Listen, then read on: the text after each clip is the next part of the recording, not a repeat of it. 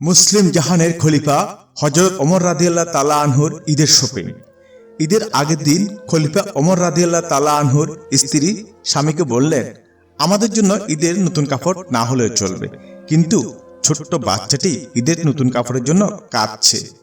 আরব জাহানের শাসক খলিফা ওমর রাদিয়াল্লাহু তাআলা আনহু বললেন, আমার তো নতুন কাপড় কেনার সামর্থ্য নেই।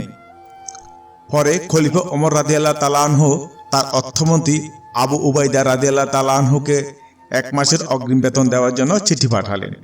সমগ্র মুসলিম জাহানের খলিফা যিনি সেই সময় প্রায় অর্ধেক পৃথিবী শাসন করেছেন, তার এই ধরনের চিঠি পেয়ে আবু উবাইদা রাদিয়াল্লাহু তাআলা আনহু এর চোখে পানি এসে গেল।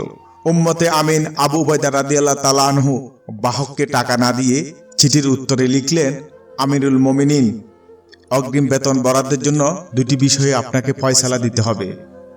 1, আগামী মাস পর্যন্ত আপনি বেঁচে থাকবেন কিনা। 2, বেঁচে থাকলেও দেশের জনসাধারণ আপনাকে সেই মেয়াদ পর্যন্ত খিলাফতের দায়িত্বে বহাল রাখবেন কিনা। চিঠি পাঠ করে ওমর রাদিয়াল্লাহু তাআলা আনহু কোনো প্রত্যুত্তর তো করলেনই না, বরং এত কেঁদেছেন যে তার চোখের পানিতে দাড়ি ভিজে গেল। আর হাত তুলে আবু উবাইদা রাদিয়াল্লাহু তাআলা আনহুর জন্য দোয়া করলেন, একজন যোগ্য অর্থমন্ত্রী নির্বাচন করতে পেরেছেন ভেবে। আমিন। প্রিয় দর্শক বন্ধুরা, ভেবে দেখুন তো একবার, কেমন হয় একটি মুসলিম দেশের প্রধানমন্ত্রী। আর বর্তমানে বিশ্বের বিভিন্ন দেশের প্রধানমন্ত্রীদেরও দেখুন, ইসলামী শরিয়া মতে না চলে, শুধু শান্তি নেই বলে ইসলামকে দোষারোপ করতেই আমরা ব্যস্ত।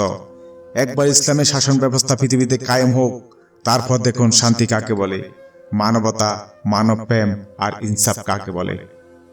সকলের শুভবুদ্ধির উদয় হোক, মঙ্গল হোক সবার। আল্লাহ হাফেজ। ভালো লাগলে ভিডিওটি শেয়ার করুন এবং চ্যানেলটি সাবস্ক্রাইব করে পাশে থাকা বেল আইকনটি অন করে দিন, যেন এই ধরনের নতুন নতুন ভিডিও আপডেটগুলো সাথে সাথে পেতে পারেন। ধন্যবাদ।